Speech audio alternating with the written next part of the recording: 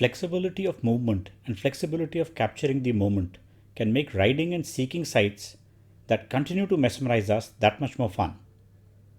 In this video, I introduce you to two monuments of Mehrauli that you may be less familiar with than the Qutub Minar. And I also share the utility of multimodal transport, including a passenger lift for a change. I add to that the versatility of a drone in terms of what it can achieve for videography, even for an absolute amateur like me. The mix is pure, unadulterated fun. This video was shot along with my son Anirudh, who, despite unsurprisingly having more exciting things to do in life, helped me execute the plan. As I continue with my shoot of Shahjahanabad, I thought of introducing yet another chapter from Delhi's past, Mehrauli. You would perhaps remember its reference as Old Delhi in the previous video when Shahjahanabad was still New Delhi. So, this journey began from Munirka in Delhi and we planned a short hop to the Mehrauli Archaeological Park. The distance involved was not much. However, the morning fog was a dampener for riding a bike on our busy roads. I thought it was best to carry the bikes in the car. We parked the car near Qutub Minar, a short distance from the archaeological site. Out came the Brahmi from the rear seat of the car, and we were ready to roll in no time.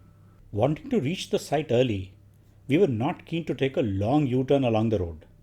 No, we did not jump across the road divider. A foot over bridge was all that we needed. The bikes fitted easily into the lift. We crossed over and were soon on the other side and on our way into the park.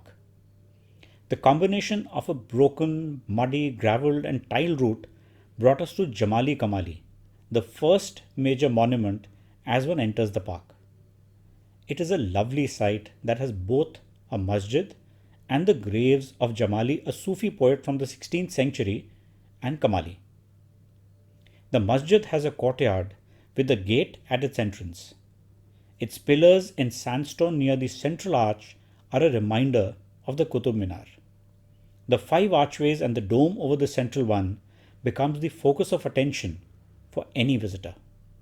Inside the structure, a series of archways present a stark, simple, yet symmetrical architectural design.